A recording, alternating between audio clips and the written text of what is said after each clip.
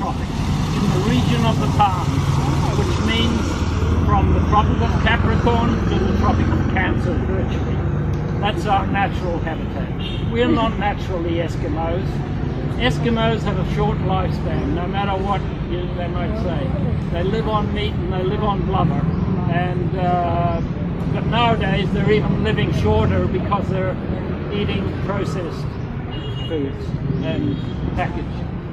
So I would seriously think about moving. That's what I did. I was born in Scotland, cold climate. Luckily my parents moved to New Zealand, but New Zealand is not a temperate climate. It's not tropical. We can grow avocados, but even though I walked to school in bare feet, there'd still be ice puddles in the morning. I used to break the ice puddles with my bare feet going to school. And I thought, oh God, I got to move to Brisbane. I thought that'd be hot. And then I moved to Brisbane, but Brisbane is a subtropical climate. And they can't grow durian, they can't grow coconuts.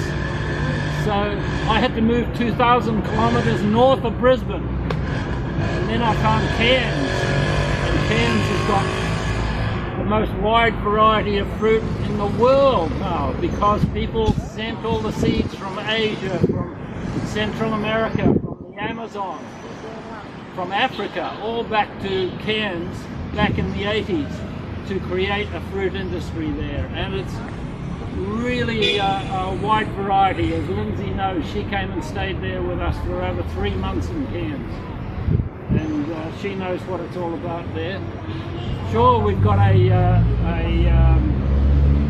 we're about 16 degrees from the equator there. Here we're 6 degrees from the equator, so this is about as far north as you should go with the equator as far. Because if you go further north, you're going to get hit by tsunamis and tropical cyclones. It's the Coriolis effect that prevents us from getting tropical cyclones in Davao and that. All these other areas up around Manila and Cebu, the spin-off from the equator causes the storms to generate in the Pacific, and they'll go through the Philippines and they'll cause destruction. If you're growing fruit trees, that's the last thing you want. So I'd advise you to pull up your roots and don't live in a really cold climate. Yeah, but then we are, what, 7 billion people on Earth.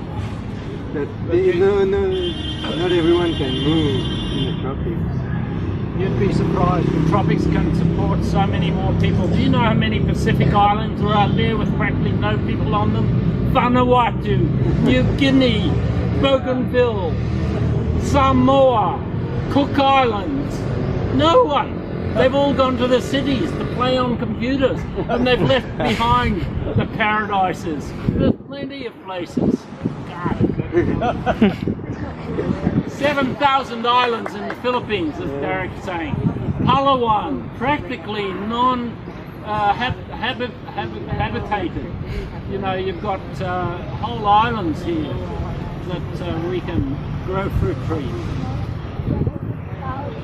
Read a lot of horror stories about long-term fruitarians having teeth problems, dental problems. What's your experience? My experience is my teeth were falling out when I was eating a shit food, and they started to fall out when I was 14. I can remember my mother taking me to the dentist when I was drinking condensed milk and sweetened dairy products and stuff. Sure, when I first switched over to raw, I still had a few dental problems, but in the last 10 years it's been... I don't have any implants or anything like that in my mouth, but... You never eat greens? Huh? You never eat greens? I don't much, do I, Rihanna? How much do I eat? How many acid fruits do you eat? Like Not much. oranges and that kind of No, I don't eat too many pineapples, but I did have problems when I first went to America and then went raw, and I thought I was going to be like Arnold Eric and I was going to be God, and I started living on pineapples, commercially grown pineapples, artificially ripened. All the enamel came off my teeth, and so sure, I've got ones were crowned, but they just ground down all the stuff in the roots. Okay.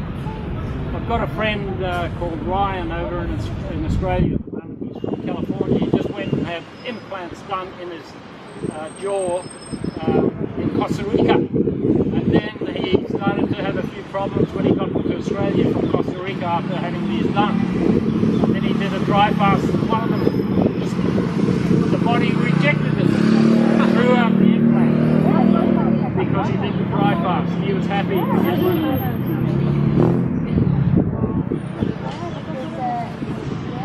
Yeah. Any other questions? You brush your teeth? Occasionally, twice a week. I should do it a bit more, but I never use toothpaste. I never use toothpaste, but I do floss. They do say that you have food program. Food program. That's the first sign that something is wrong. It's quite like in your body, like you get, you know. Yeah, well, Especially when you live in a cold climate. When Yeah, it's when getting you're in cold, a cold right away, like. if you're in a cold climate, you're going to be eating cooked, and that's going to be causing problems. As far as I'm concerned, it all comes back to that. And the fact is that if you can go 100% raw, it's placing so much less strain on your body, and the less strain on your body, the more energy that can be used for the healing process, for teeth, or whatever. Why do people have all their hair fall out? Why did your hair fall out? Hey, I'm putting you on the spot now. Hey? It's natural to have hair. Yeah, but I've only been raw vegan for 8 years. My hair was gone before that. Was it? Okay. Why did the hair fall out? The hair fell out because of cholesterol building up, toxins building up around the roots of the hair, and the blood supply can't get there, so the hair falls out. And you look at most meat eaters around the place, even in the Philippines where they should have a full head of hair, their hair is starting to fall out and go bald and that sort of thing. But that's not natural. Huh? Stress is a bit of a factor there, but what is causing stress? Negativity, fear, 98%. I was eating good fruit, you know, alone, no people around, you know. I got a little stressed out, wasn't happy. The fruit was there, I really enjoyed, but then was like, you know, like, it doesn't make me happy, you know. Like, if you have stress is number one, it kills you, basically. You can eat as healthy you want, but you're gonna die because you have stress, you know. Yeah. You can always talk to me about things like stress or wherever. A certain amount of stress in your life is good, okay? Yeah. A certain amount of stress is good, but too much stress is going to generate a lot of acidity in your body, and acidity equates to toxins, and toxins equates to hair falling out, joints having problems. You know, You do handstands, you lose it here. you don't, no, not as much. But if you're eating cooked and doing handstands, you'll still probably lose your hair. Can you go get me some stress over there, or maybe buy some at the store, or pick it from a tree, or do you have it in your pocket? Stress. Where is it? It's created here. Yeah, it's created. It's a reaction, Everything is your mind. right? Vipassana, sit Here, down. everything you make yourself, you know. Every day you can choose what you want to do. That's why we're seeing such an explosion of yoga taking place throughout the Western world. It's a way of dealing with stress. And I have a Balinese hall back in Australia that I rent out to people doing yoga. And they have 40 people in the class. There are these housewives and guys that are tradesmen working on building sites. They're coming in there just to do the yoga to de-stress, you know, because it's such a stressful existence. I experienced it yesterday driving up to Kalinan in pollution, so I think next time I'll take a taxi. Anyway, other questions? What do you think about raw food, fatty diet, like mostly fat? What do you think about fat anyway? And one word about dry fasting. Why do you think it's a benefit? Those two things. The fatty foods are quite hard to digest. It requires a lot of liposomes to digest, those enzymes to digest fatty foods and break them down, and therefore that's a strain on your body. The least amount of strain on your body is actually, as you know, juicy fruits like mangoes and papaya and etc. So your diet is going to include some durian, some avocado probably down the track, but don't totally eat it like I did. I ate durian for 3 months and never had any problem, because the amount of actual fat in durian is not, it's a balance, it's good, we can handle it. Your enzyme systems are able to handle that. Your enzyme system's not able to handle pork or the fatty things that you find in the restaurant foods and the frying and the crap. What about nuts, seeds? Nuts and seeds, they're actually there for a purpose too. They're there for propagation of life. We are destroying the chance of that seed to have life if we are eating it. It's not an ideal type of thing to eat if we're on the path to being raw. If you are still including that as part of the transition, I would suggest soaking the seeds and germinating them and then eating them after that period of germination, to where they've got the living force and their actually fatty content has been decreased. Okay. If I go back to Samoa the next day or so, one of the first things I have is a sprouted coconut. The sprouted coconut, inside the coconut is not fatty. It's the white apple of the coconut when it's sprouted. It's what we call bua, and it is a low-fat type of way of eating coconut. The second thing you asked me about was dry fast. Dry fast. That is a whole, I talked for an hour on that at Woodstock the last time I was there, and then questions for an hour. And the reason is that our diet nowadays has become too one-sided. It's all feast, feast, feast. Back in the days when we were evolving, our diet was feast and famine. Feast and famine, and sometimes the famine lasted for quite a few days before we came across a fruiting tree, or before those wild animals had departed that would allow us to get to that tree. So we often used to have to fast for quite a few days, and our body is the most efficient fat storer on the planet, our body. That's why you see African ladies with big buttocks. That's why you see Western men with a big tummy.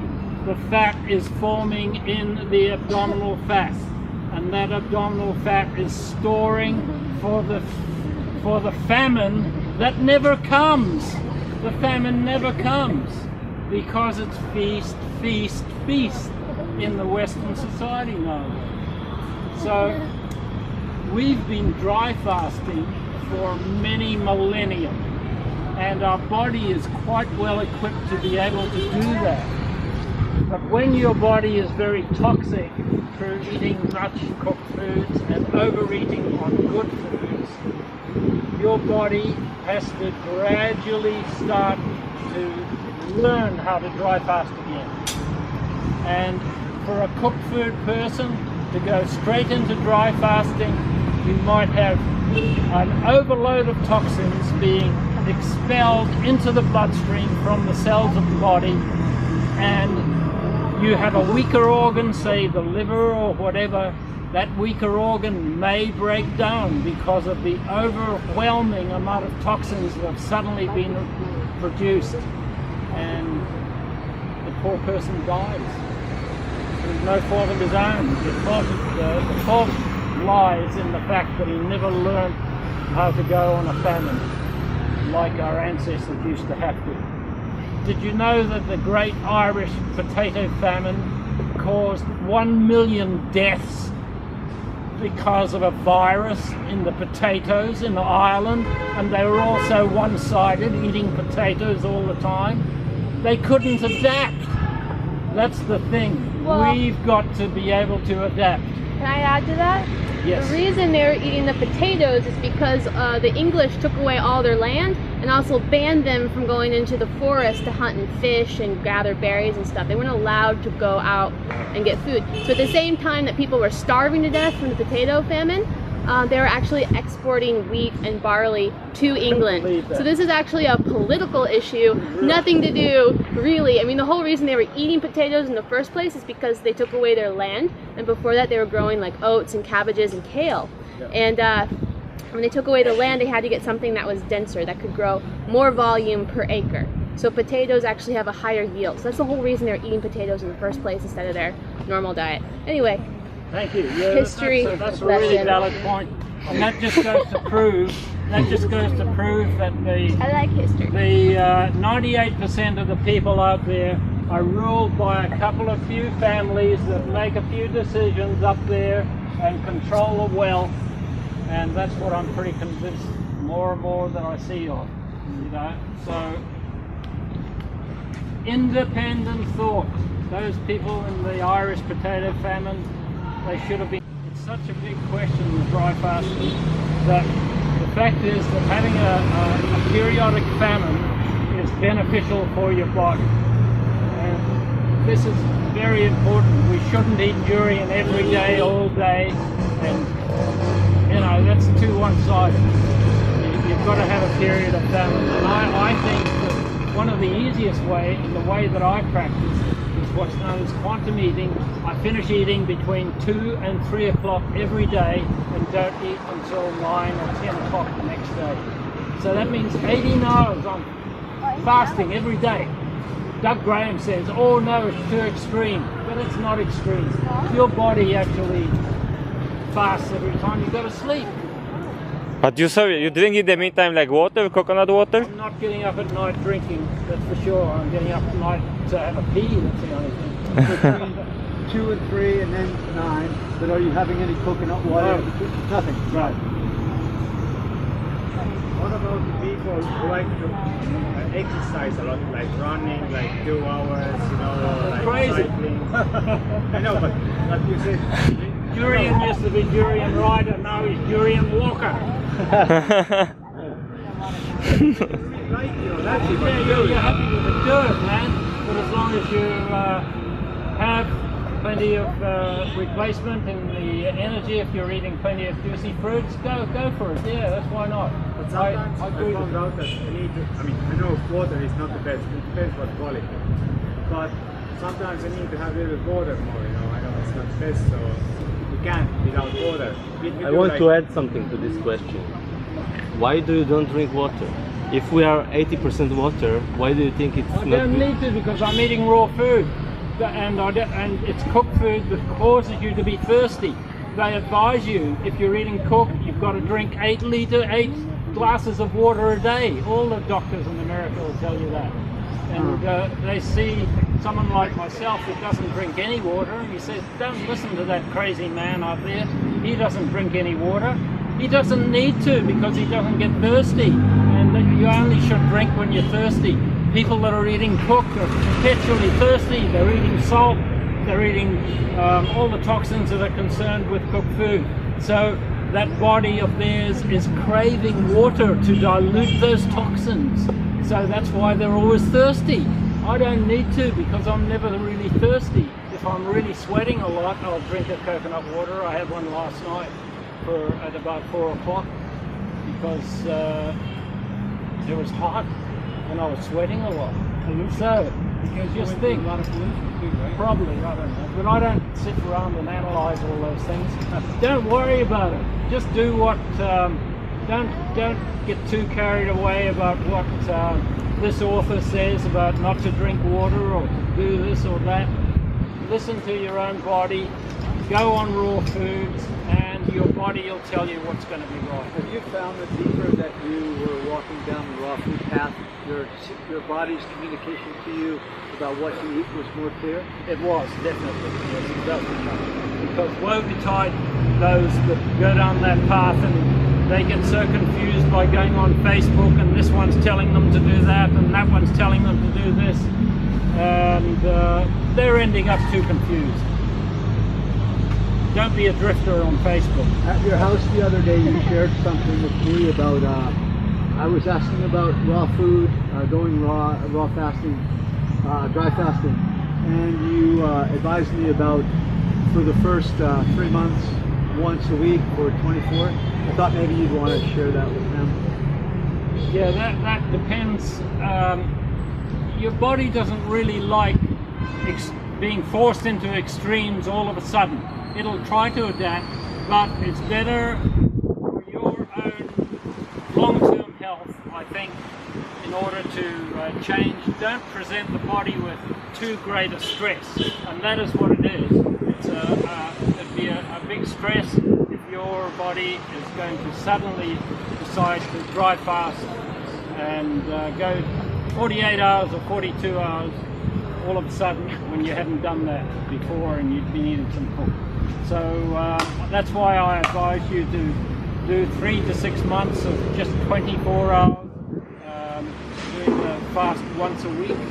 Okay, set aside a day, 24 hours, go from lunchtime to lunchtime, no food, no water, and then after you've done 3 to 6 months of doing that on a weekly basis, then you could do a longer dry fast and you'd be able to actually heal up any more inherent problems that only you know about, or you might not even be aware of them, that they're existing in your body. So that would allow those problems to be taken care Stepping of. from 24 to 48? Yes. Or the same amount of months? 24 to 36. But don't get too carried away on actual timelines, because you'll be different from, say, Laurie or Jason, who are younger and who have got a different set of genetic background and medication and all this sort of stuff in their background, and that difference has to be taken care of too. You take note. Okay, thank you for coming. What about people doing 7 days or 2 weeks dry fast? Dry fasting, not a lot of people, no. You tell me how many. No, I know. It's really hard. It's immense. There's people in America, in Russia doing it, and there was one guy in Russia did a 10-day dry fast, and he broke it on tomato juice, commercial tomato juice. He just about killed himself. It just about killed him because of the sudden inroad of toxins. Luckily, he didn't have a particularly weak organ. If he'd had a weak organ or weak kidneys, those kidneys would have shut down and he would have been history. So it's better to break it on coconut water, or break it on watermelon, or even just papaya, juicy papaya.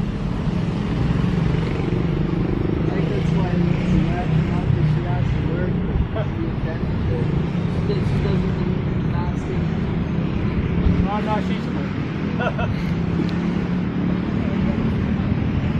Okay, thank you very much for listening, you guys. That was really enjoyable. And, hope to do it next year on my 74th birthday.